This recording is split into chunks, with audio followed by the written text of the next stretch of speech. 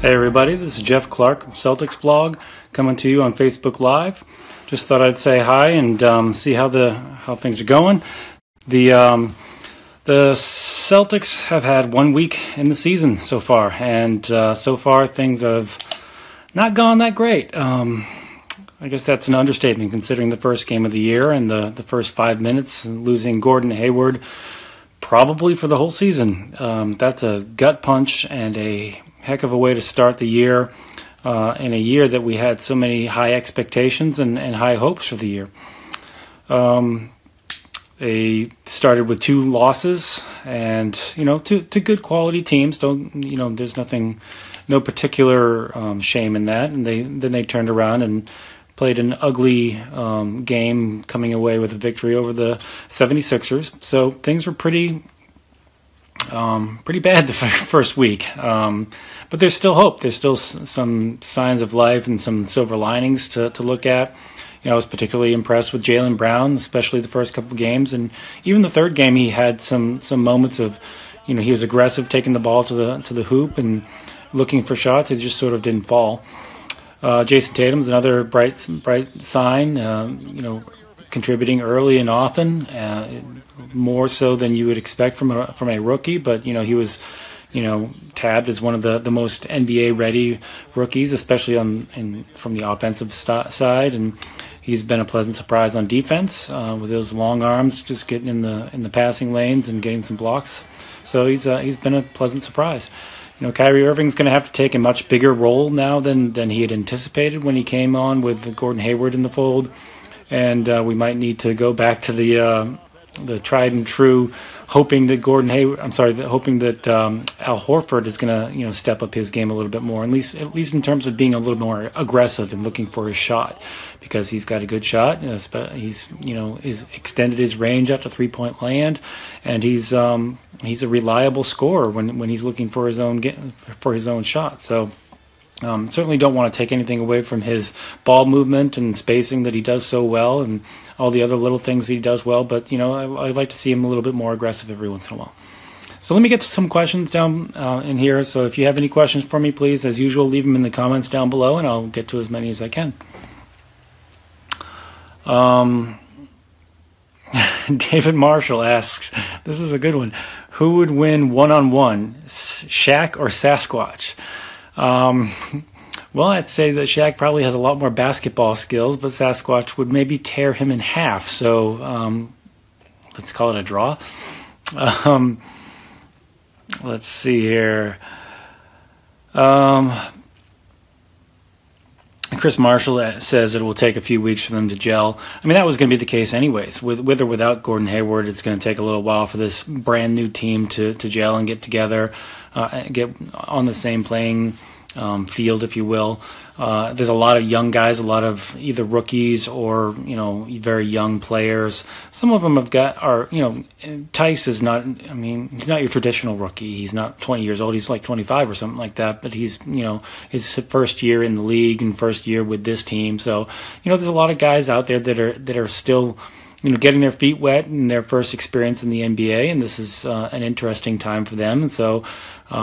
It's going to take a little while for it to gel, no matter who was on the court, and regardless of the Gordon Hayward injury. So I think that's going to take some time, but I think by the end of the year they'll be humming on all cylinders, at least as much as the talent will carry them for this year's edition. And then next year we'll have Gordon Hayward and whatever comes in the draft and move forward. So.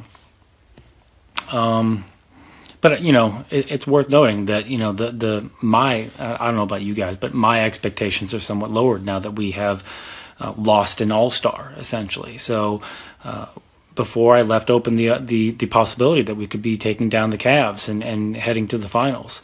Now, I mean, if we get to the Eastern Conference Finals, that's going to be a tremendous accomplishment, and I'll be caping for Brad Stevens to be coach of the year if that happens. So let's see.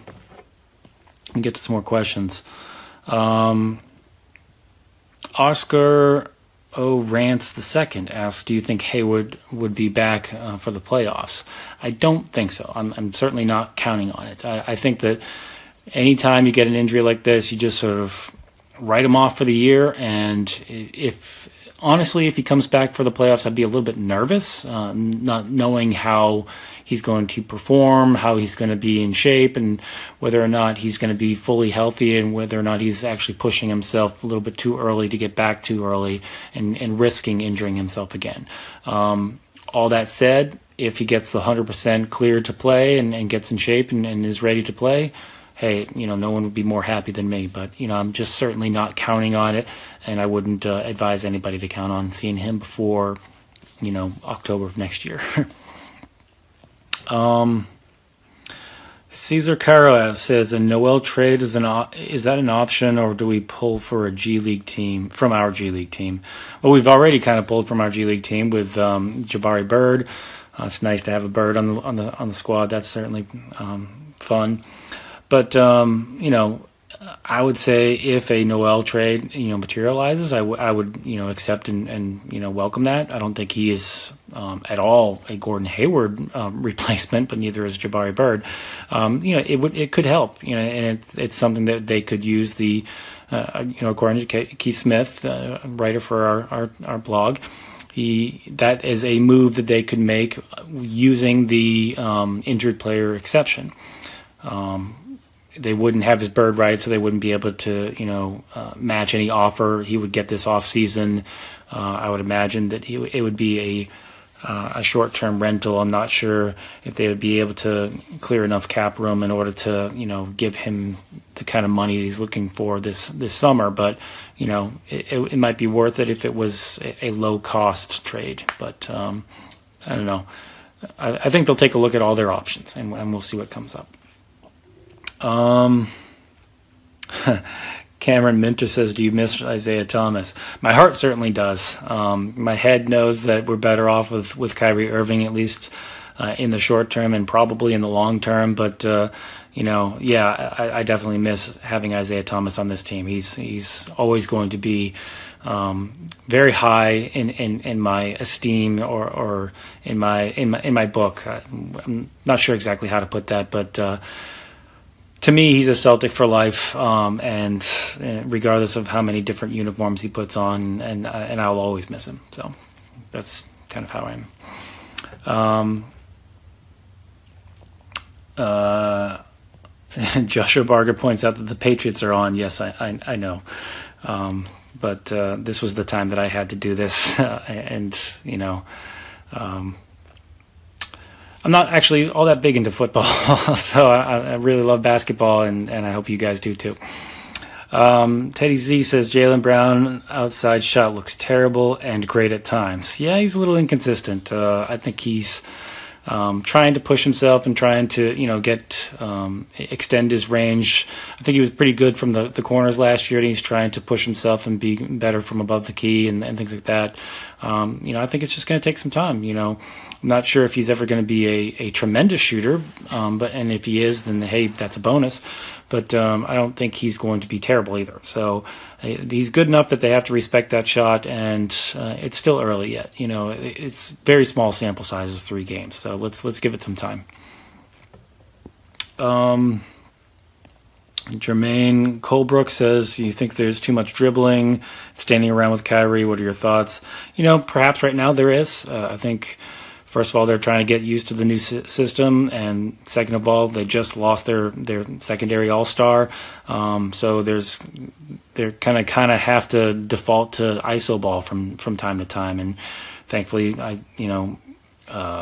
Irving, just like Isaiah Thomas was before him, is really good at iso ball, and so sometimes they're going to have to clear out and let him do his thing.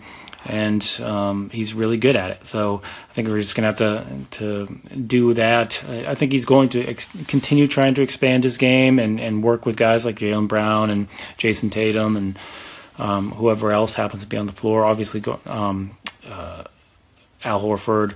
But, it's going to take some time to get used to that. But at the same time, Kyrie Irving's very good doing that and working with the ball in his hands. And so I think it would be silly to take the ball out of his hands and force him to be something he's not. So, let's see. Wayne Felch asks, is Tatum the favorite for Rookie of the Year?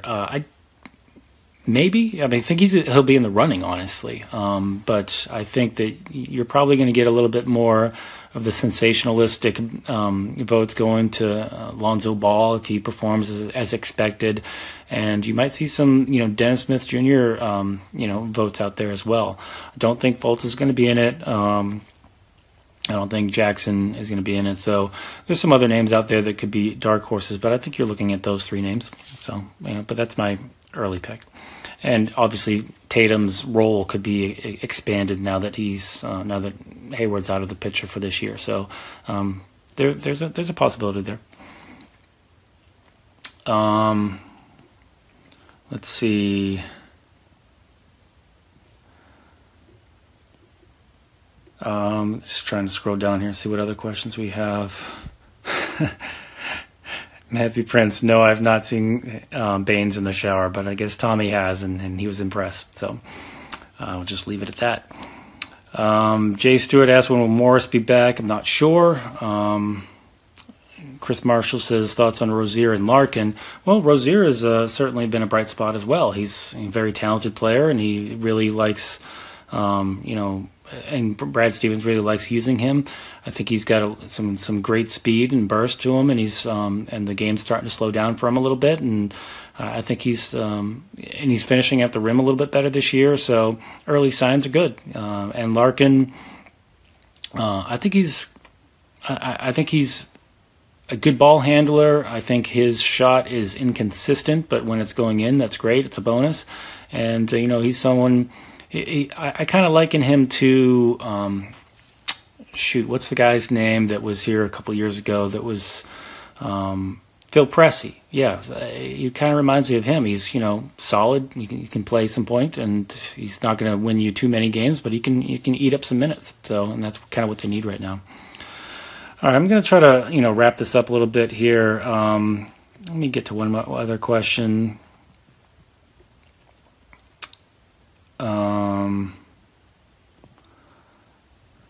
Let's see.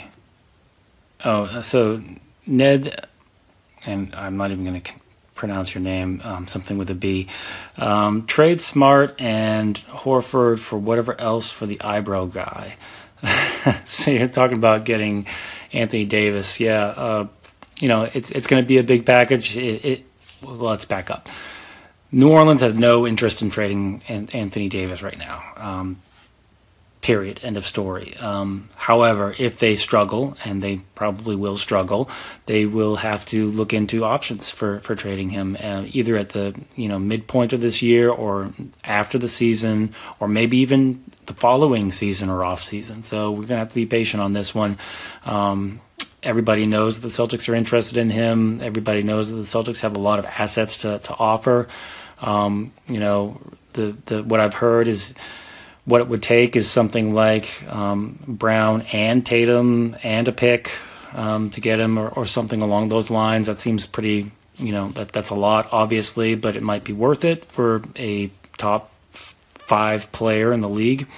But you don't know. Maybe by the end of this year, Tatum is going to be so good and Brown is going to be so good that they wouldn't, the Celtics wouldn't want to part with both of them. They maybe would want to trade just one of them plus a pick and whatever other pieces that we have. So I guess we'll see. But, it seems like I get this question every single time I'm on here, Anthony Davis, and I feel like I'm saying the same thing on repeat. I should just record it and play it back for you guys. But, hey, if it happens, it happens, but I'm certainly not counting on it right now. What we are counting on is, a big season from Kyrie Irving, some great development from Jaylen Brown and Jason Tatum, and for the rest of the rookies and young guys to get their feet wet and contribute to winning basketball games, and kind of see how it goes from there.